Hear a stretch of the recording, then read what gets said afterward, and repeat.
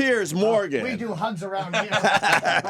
Good to see you again. Hey, Piers, how are you, buddy? Good to see you. Chris, you're going to represent a lot of people today. Go ahead, Chris, because many people want to talk to Piers about guns. Chris in Colorado, go ahead.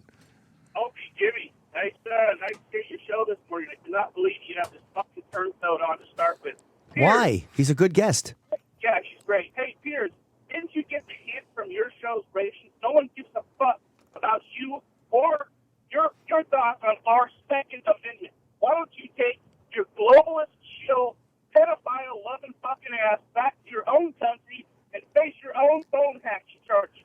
You fucking scumbag. So your phone. Can I say how Hold on, your phone cut out. Could you repeat that? Can I say how heartwarming it is to hear from such diehard fans so early in the morning? And I'd like to wish you a very happy New Year. I think people do care because the phones are lit with people that don't agree with Piers or want to ask more questions about some of these topics. That's what I miss on CNN. And by the way, let me just point They've out. gone soft after Let me Piers. point out to the last caller, who I thank very much for his kind thoughts and assessment of my character, that I am here merely exercising my First Amendment rights as a U.S. resident to discuss matters like guns. And in fact, there was an attempt to deport me on a White House petition signed by 150,000 Americans, which failed because President Obama ruled that I'm protected under the Constitution under my First Amendment rights. Right. So you can abuse me as much as you like, and this gentleman just did, and he can want me to go back to Britain, which I do from time to time. But the reality remains, I'm simply expressing an opinion. Nobody has to agree with it. Many people don't. But I have to tell you, many people also agree with me about guns in America. Many Americans agree with me. It's a debate that has to happen. Mike in Florida. Mike. I definitely do not agree with Piers Morgan and your stance on guns. I'm definitely short of Anthony Cumia and his views. What I just always find kind of confounding on Pierce's arguments is I really never hear him, decry all of the inner city shootings and all the gang members who have guns. It's always about these kind of anecdotal, did you see the woman in Walmart who was mishandling her gun? Did you hear about the school shooting? There's never just the epidemic amount of gun shooting with illegal guns that you're really speaking about, and that always kind of rubs me the wrong way. I mean, let me take you up on that. I have regularly tweeted about particularly the issues in Chicago with young black gangs in particular, black-on-black crime. I never make any pretense about that. I did that many times on my show, and I find that equally senseless. One of the few that went after that, by the way. Yeah.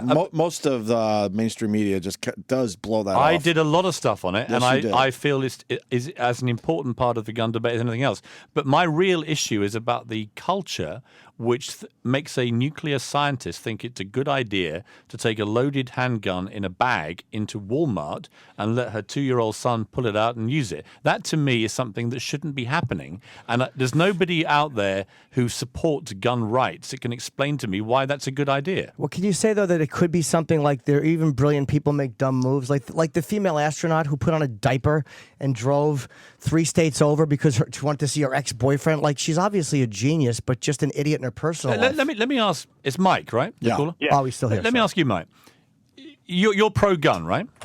To an extent, yeah, but Okay. I fall short where I think the gun show loophole should be closed. Right. Certainly stronger background checks and things of that nature. Right, you see, but that's a very significant thing that you just said, because that's really what I want. I just want it to be safer. I live in America. I have a young daughter that lives with me. I have my 3 sons who are all at college and stuff who come to me a lot as well. And as a parent, I want to protect them, as I'm sure you do and everybody else does. And it's about making it safer. The things you've just said are things that I've campaigned over. I didn't campaign to confiscate guns.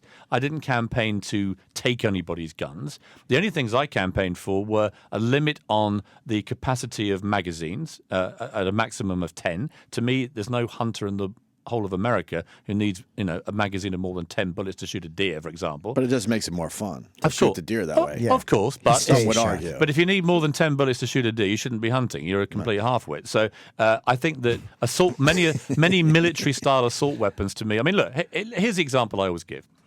I cannot buy my favorite chocolate egg in America. It's called Kinder Surprise chocolate eggs because they have little toys inside them which are deemed a health hazard and may choke me to death, right?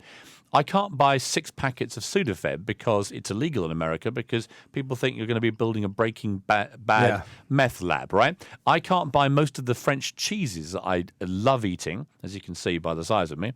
I can't buy most French cheese is because of the bacterial threat to me in America. But I can go to Walmart and there'll be a massive, great wall of assault rifles. And I just say, think about that, America. Think about why you're banning me from having a chocolate egg, which has a little toy in it. Why are you banning me from eating cheese? But you're quite happy I go and take an AR-15 off the wall and do what I like with it. Wait, there's cheese that could kill you? Yeah, bacterial threat. Well, it's French. I mean...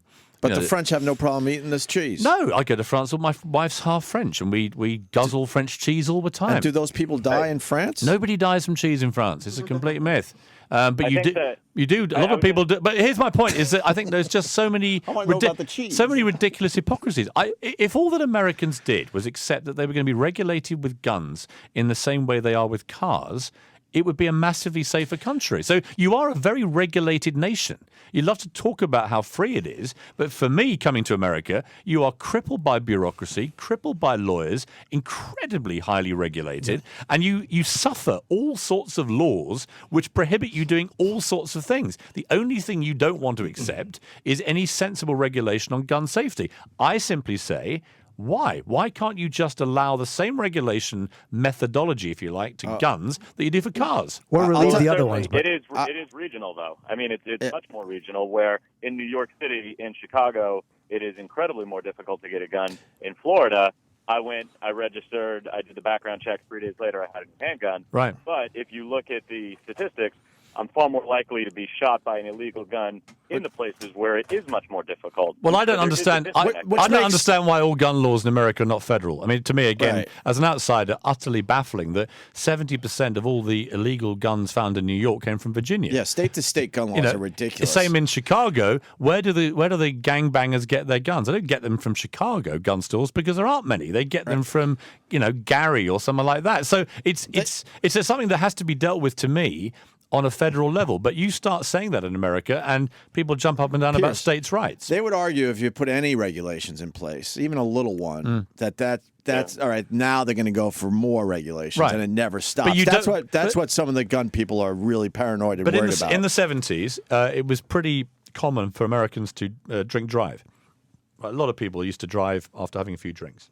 We all tell the stories. And they would just let you go. Right. They didn't arrest you. Right. And that was our parents' generation didn't get any issue with that. And so as a result, a lot of people were slaughtered by drink driving in America. And then a young girl was killed in particularly awful circumstances.